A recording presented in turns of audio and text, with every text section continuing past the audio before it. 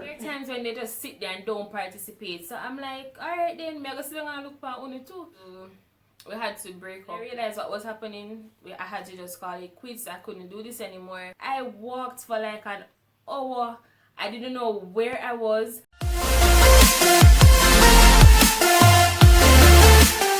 Hey everyone, it's your girl BJ, and I'm back this week with a brand new series called This Time Last Year. TTLY.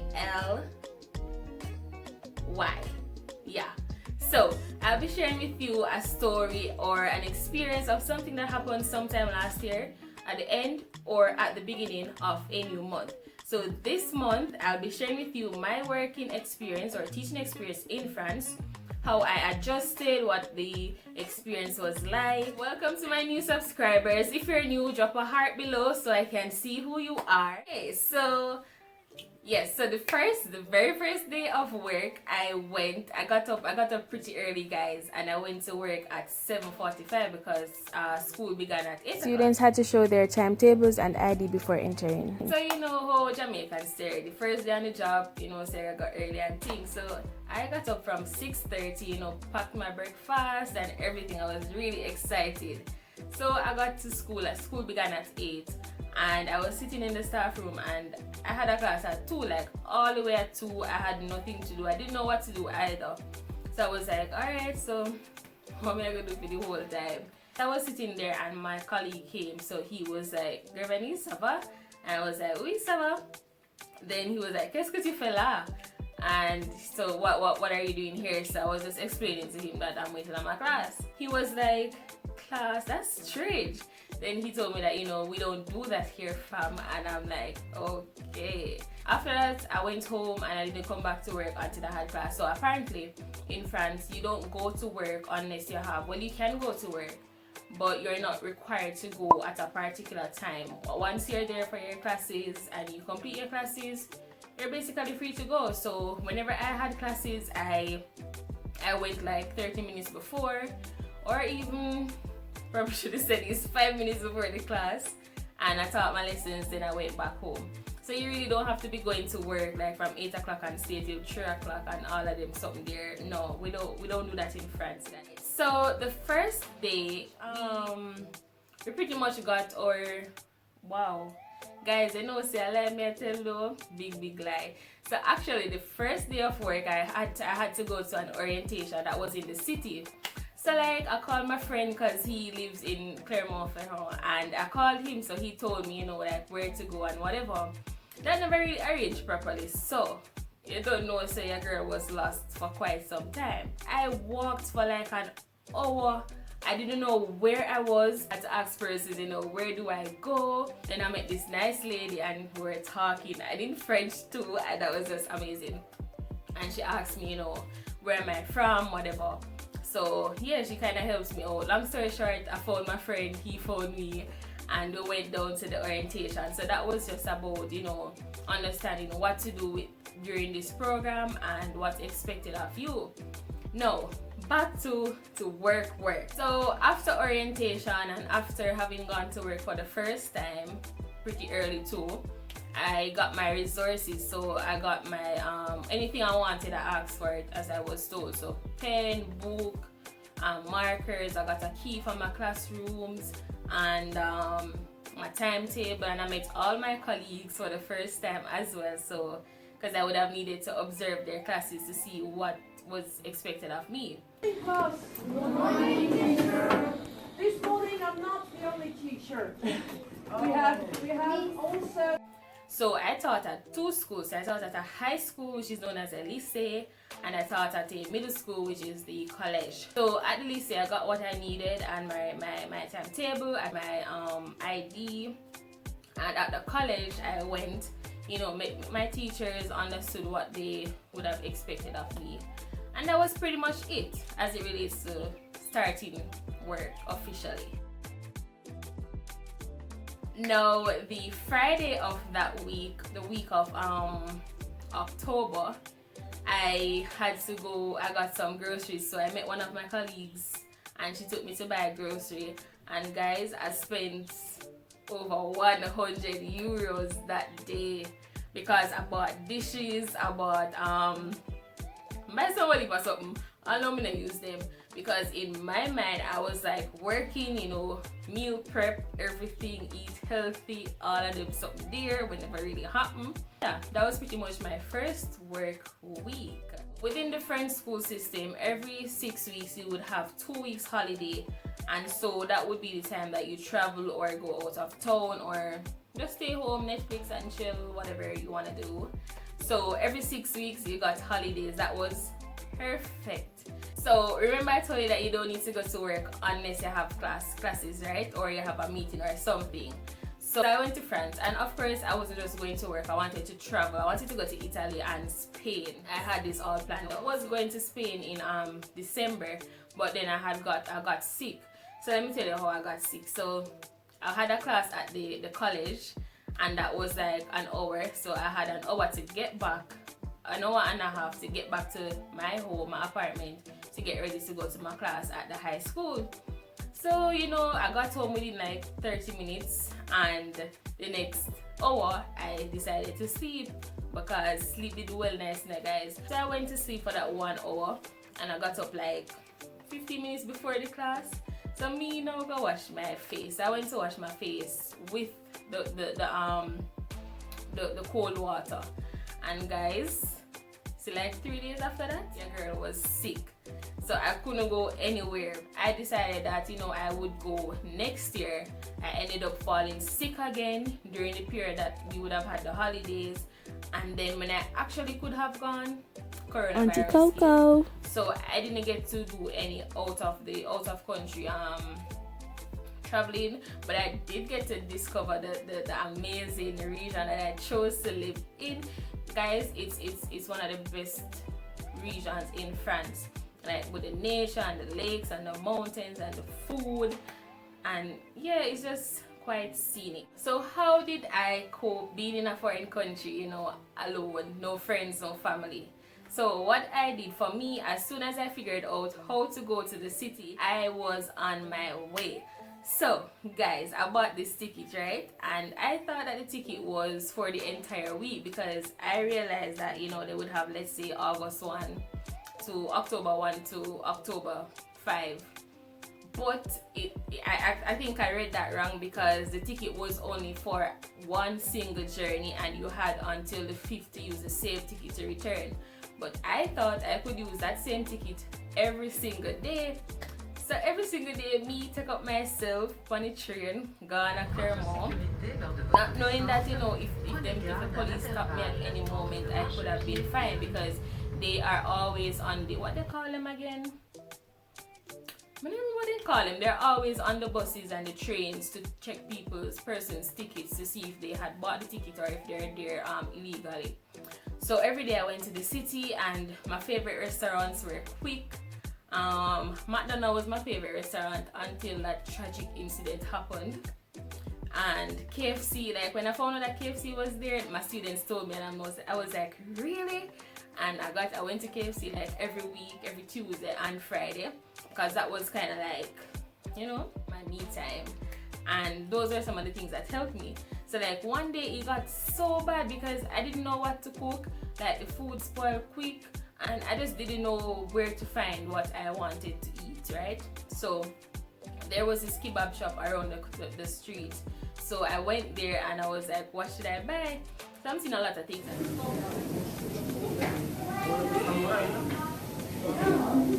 Kebab shops are shops, they are owned by persons from the Middle East, so like, and Africa as well, so Algeria and Turkey, and you know, all them Middle Eastern countries there. So they had a lot of food that was from that origin. So they had fries and they had chicken. So I didn't want any kebab because I've had it before and I don't really like the bread. So I was like, sir, you know, they frites avec des poulet blanche. So he was like, rien d'autre. So it was like, anything else, nothing else. So I'm like, sir, just give me this something, man. Cause like at that point I was upset. I was just in a mood where I just want what I want and I just want to go home because it bad already say I don't know what to eat and I kind of want to go home. So I got my fries and my chicken, and first of all, it never really tastes so good because it is salt. So with KFC and going into the city every day, I did a lot of exploring. So I went to all the museums. I went to the movies. On a Sunday. That was pretty cool. This time of the year in France, it would be autumn. So it's not so much sunny and it's not warm either. So it was very bleak. Like a lot of the days were bleak. Like no sun, nothing. Like bare fog, and it was freezing cold. So every day, I had classes, and you're accustomed to sunshine and everything. So like most of the days, like the weather was me and I. The weather is me and me is the weather. That's all. John is me. I am John. John am I. Y'all know the meme I'm trying to imitate. Remember. But yes, so whatever weather it was at the time, it kind of affected, how I was during the day. And like sometimes, like, they can't send out the sun because it was so dark, and then all the leaves were dying. I mean, autumn is beautiful, but when you're just going to a foreign country and every day is pretty much the same, it kind of has an effect, on your mood. And so teaching in a foreign country, teaching English, it wasn't easy. So for me, like, I am a good teacher, but when I got to France, I had this expectation that students would love me and they would just roll with it, and I would just roll with them, and everything. First of all, they were shy. So the first few weeks I understood that. After that, they started to come around and we started to have some really awesome classes. But I remember one class in particular where I planned this awesome lesson, step by step, and the students were just looking at me like. So when I found out that this is what it would have been like, so that day I was sad because I planned my lesson and I expected it to be really well, and it just never worked out, and that really stressed me out because me never know how to reach them, what to tell them say, and it just wasn't looking like something that would be fruitful. Yeah. So for me, that was one of the most challenging part, reaching the students, especially those who were older, because they had this attitude where they're not really interested. They chose to study English, but it's as if it's so hard and they don't need this and everything. Whilst they had other classes where they were just on the ball and I could bounce off them, they bounce off me, and it was awesome. Going into France and teaching English, it will be no easy feat, but once you know what you're supposed to do and you're creative enough in reaching the students, then you would not have a problem. So I remember first class, and I did something based on what the teacher gave me. So it was about love, and they had to make comparisons between speed dating or dating in real life. So that class was really good and they participated and everything. Then I had another class where that was the class that made me really, like, them stress me out proper, because I planned a lesson and the lesson didn't actualize because apparently it was too hard. And I'm not saying that it may not have been hard, but I'm saying that if they had put the effort in, I think they would have got somewhere with the lesson.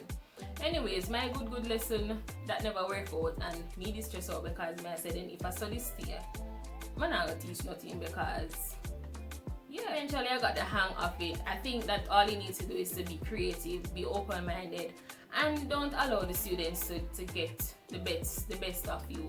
So that was at the high school. I really enjoyed it, especially December going on, things started to become better. And classes were amazing. We had class parties. Allez.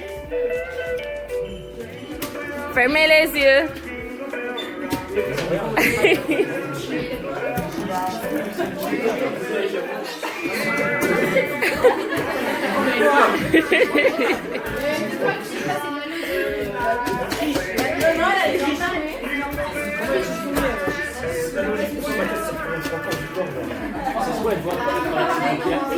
C'est bon?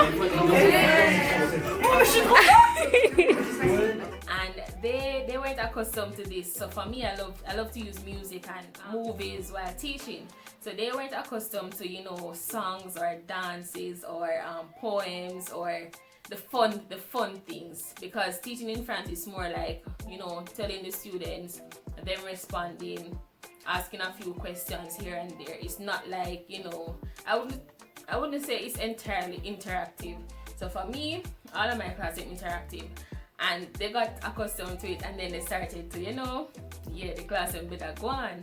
So we had class parties. Valentine's Day I had Pixie, and for Christmas as well with the class party. That was amazing. They enjoyed it. Now at the middle school, which there were students who were like 11, I saw students who were up to 13 years old. They, on the other hand, in comparison to the students at the high school, them not afraid to chat. Like, they speak a lot of English. Doesn't matter if they're wrong, which they are hardly ever wrong. And it's not any complicated English either.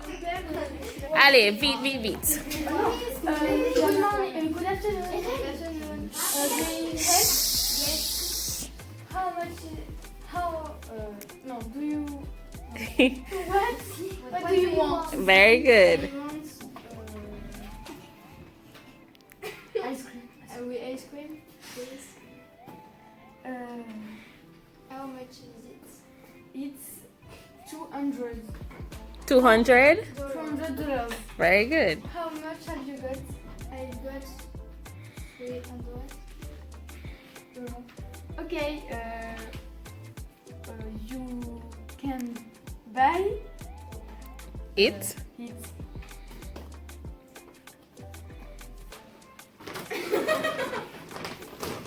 Goodbye.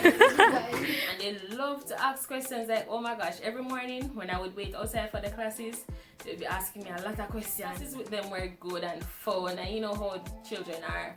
So, you know, they're teasing each other, and it was just a whole thing. If I were to give you some tips for teaching in France, I would say be open-minded, be creative, do not allow students to get the better of you, just put your part in, and yeah. So there was an instance where there was this boy, and he was new, so he didn't speak French, and he knew a little Spanish, but he was Portuguese. So I was like, how am I going to teach this class and he's not understanding anything? I had to use Google Translate and tell him that in Portuguese, you know, guys, me don't know the first word in a Portuguese. So I had to tell him that I remember one word, which is now, which I think means no. And I had to tell him that, you know, I'm a language assistant and I'm here to help you, and you don't need to be shy or anything. And yeah, just make him feel, you know, comfortable. And guys, he also couldn't see clearly. So I realized that every time this would be him. So I'm like, oh God. So like, I wanted to tell him to come up, but then he was new and I didn't want to alienate him. So I told everybody to pull their chairs up, and they came up, and so ultimately he would have been closer to the board and nobody would have known that it was because of him. And guys, like one day I was walking home, and he was ahead of me with his mom, and he was looking back, so he realized that it was me. So at first he looked and I smiled, but I don't think he saw the smile, and then he turned around again, and then he waved at me and smiled, and I was like, you know. So like the little things that you do, they really make a difference within the classroom. Of course, you had those students who just couldn't stop talk. So whenever I had lessons, you know, some of them would be talking, so I would, you know, stop the lessons, wait for them to talk. And guys, when you're reprimanding students, it don't make no sense to reprimand them in English, because it's not as effective. So initially, I didn't know how to reprimand the students in French, because knowing French is one thing, but knowing how to say what you're saying in French is another thing. So tone and pitch, big thing in French. So every morning when I went to the middle school, I would listen to the teacher, because you know, students coming in, they are talkative and everything, and this teacher would be like, I can't believe that you guys are talking like this. It's just 8 o'clock, you need to settle down, get your books out, all of that. So she'll be saying all of that in French, of course. So she was saying it, and the tones and the pitch, and you have to know the right words to stress, how to have that guttural sound or a kind of flat voice. So every day me observe that because me not gonna embarrass myself in front of the students. And eventually I got the gist that every day I would practice at home. Mais non, on ne fait pas ça ici. Pourquoi tu comportes comme ça? Mais non, c'est incroyable ça. C'est sérieux? Tais-toi. No, they must say tais-toi.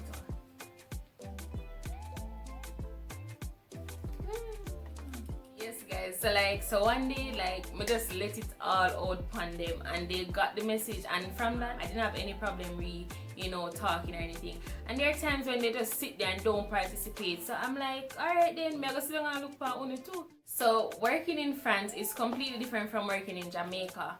One, you do not go to school unless you have your classes or you have a meeting or something scheduled for that day. So it's not mandatory for you to go to work at 8 then leave at 3. I thought that was the case. I went to work pretty early. So I only went to work when I had classes or when I had something to print or lessons to prepare in terms of getting material. Besides that, I would not be at school. Lunch. So I had lunch like 3 days there. I had a card that I used to pay for lunch. I didn't know where to get food or anything at the time, so I had to go to lunch. And I didn't necessarily like the lunch, but pretty good. It was different, but it was good. And I also got a pass that was used to whenever I would go to museums or even the Eiffel Tower or the Louvre. I could have used that pass as being a teacher in that country. And yes, overall teaching is completely different from what teaching is in Jamaica, but I think it's all about adapting, understanding how the students learn and trying to meet them halfway, as well as employing them to meet you halfway, because it's not only you who makes a class what the class is. So yeah, and my colleagues were awesome, really cool, and I had a good time.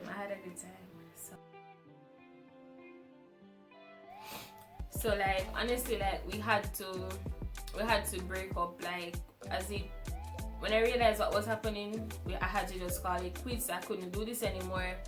And so yeah, that's something that's really important. If something's not working, you just have to prioritize, decide who you're going to put first. So I had to break up from the stress and high expectations, because it just wasn't working out. And sometimes, guys, when I would have bad classes, as soon as the class finished, I would just go buy something nice to eat, because it really got to me, especially my being the teacher that I am. So at some point you just have to decide, who's more important, what's more important, your mindset, your health, or whatever else. Don't stress yourself, because what you can do, you do. What you can't control, you just can't control. So yes, that was my little story about working in France, from the experiences in the classroom to being homesick, how to cope in terms of teaching, being in a new country, and just about what I did as relates to working in France. So I'll see you guys next week, and